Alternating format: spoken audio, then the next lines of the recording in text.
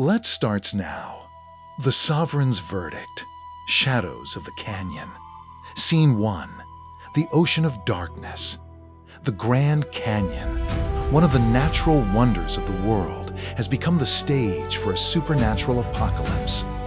On the rim stand three beings of ancient, primal power: the Monarch of Frost, the Monarch of Beasts, and the Monarch of Iron Body. Below them, in the heart of the canyon, stands a single human. But he is no longer alone. Arise. The word isn't a command. It's a law of nature. From the cracks in the red rocks, from the shifting sands, and from the very shadows of the monarchs themselves, the shadow army rises. Agris leads the vanguard, his red cape a streak of blood against the black armor. Baru screams a challenge that rattles the teeth of the soldiers miles away. Tusk stands tall, his staff glowing with the ancient runes of high orc magic. Behind them, 100,000 soldiers stand in perfect, terrifying formation. "You brought an army to a graveyard," Jin-Woo says, his voice amplified by the canyon walls. "That was your first mistake." Scene 2, the first wave. The Monarch of Beasts can no longer contain his rage. He lets out a roar that causes a landslide, shifting into his full lycanthropic form, a creature of fur and muscle the size of a tank. He leaps into the canyon, aiming straight for Jin-Woo. Baru, intercept. Before the Beast Monarch can reach Jin-Woo, a blur of purple and black slams into him midair. Baru's claws clash with the Monarch's fangs. The speed of their exchange is so high that the human eye can only see sparks and shockwaves. "A bug! You dare pit a bug against a king?" The Beast Monarch snarls. Baru laughs, a high-pitched, manic sound. "My king says you smell like a wet dog." Baru's speed is now enhanced by Jin-Woo's increased mana pool. He isn't just defending, he is pushing a monarch back. Scene 3, the frozen wasteland. The Monarch of Frost raises his hands, and the temperature drops to absolute zero. A massive blizzard sweeps through the canyon, attempting to freeze the shadow soldiers where they stand.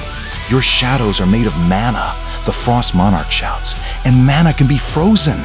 The lower-ranking shadow soldiers begin to slow down, their movements becoming sluggish as ice encrusts their armor. Jin-Woo looks up. "Tusk, give them some light." Tusk slams his staff into the ground.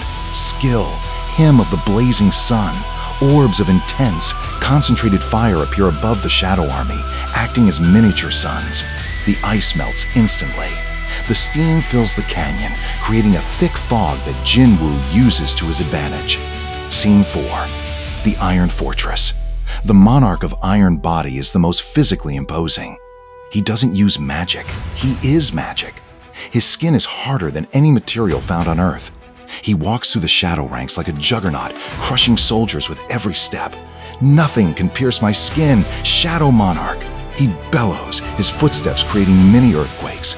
Jin-Woo appears in front of him in a flash of purple light. He is holding the Kamish daggers. "Let's test that," Jin-Woo says. Skill, mutilate. Jin-Woo moves so fast that he creates 8 after images. The daggers strike the Iron Monarch's chest 1,000 times in a single second. The sound is like a jackhammer hitting an anvil. The Iron Monarch laughs. "I told you, it's useless." Jin-Woo smirks. "Look down." The Iron Monarch looks at his chest. There are no cuts, but there are glowing purple cracks. Jin-Woo wasn't trying to cut the skin. He was using the daggers to channel ruler's authority directly into the Monarch's internal structure. Scene 5. The desperation of the sovereigns. The three monarchs realize the situation is flipped. They came here to hunt a vessel, but they found a fully realized sovereign. "We have to combine our powers!" the Frost Monarch screams. The three beings link their mana. A massive portal begins to open above the canyon. Not a gate for an army, but a focused beam of pure destruction. It is a planetary erasure strike. The sky turns a sickly shade of green and white. The energy building up is enough to vaporize the entire state of Arizona. "Hunter Sung, run!" Leonard Nierman screams from the distance, shielding his eyes. Jin-Woo doesn't run. He looks at his army. Everyone, back into the shadows. With a wave of his hand, the 100,000 soldiers vanish. Jin-Woo stands alone, looking up at the falling beam of light. Scene 6, the Black Heart shield. As the beam descends, Jin-Woo releases the seal on the Black Heart. A pillar of pure darkness erupts from his chest, rising to meet the Monarch's light.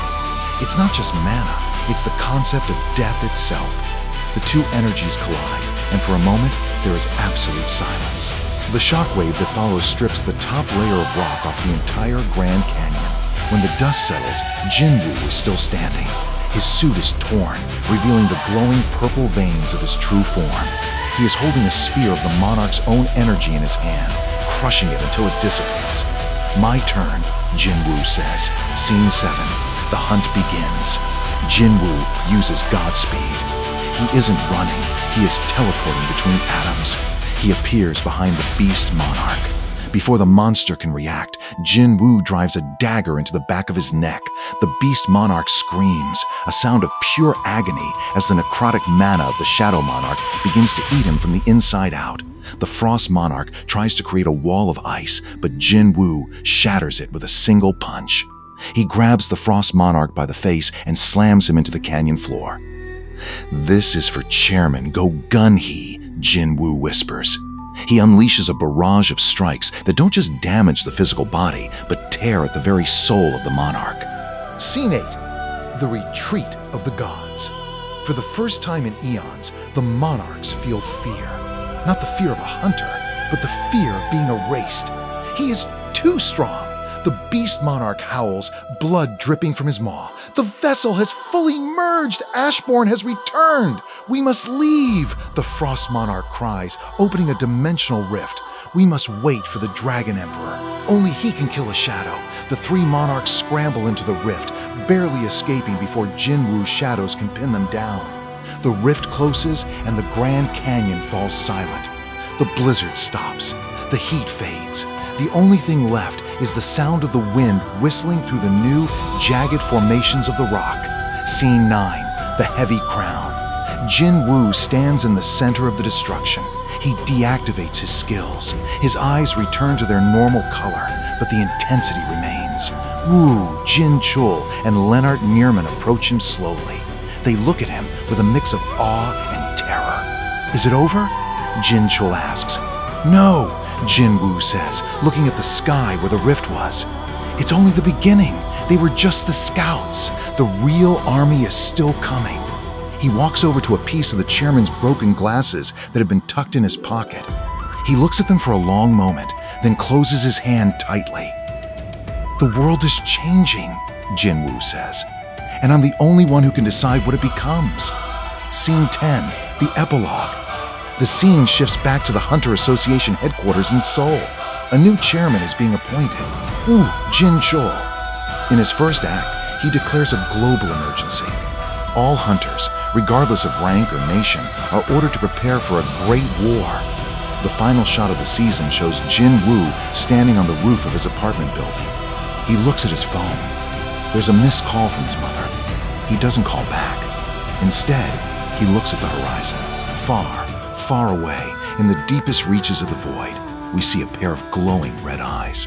A voice, deeper and more terrifying than all the other monarchs combined, whispers, "Wait for me, Shadow. I am coming to burn your world to ashes." A close-up of Jin-Woo's shadow. It doesn't look like him anymore. It looks like a giant, winged knight with a crown of thorns. The screen cuts to black with the words, "Solo leveling will return in Season 7, the Dragon Emperor arc. End of Season 6.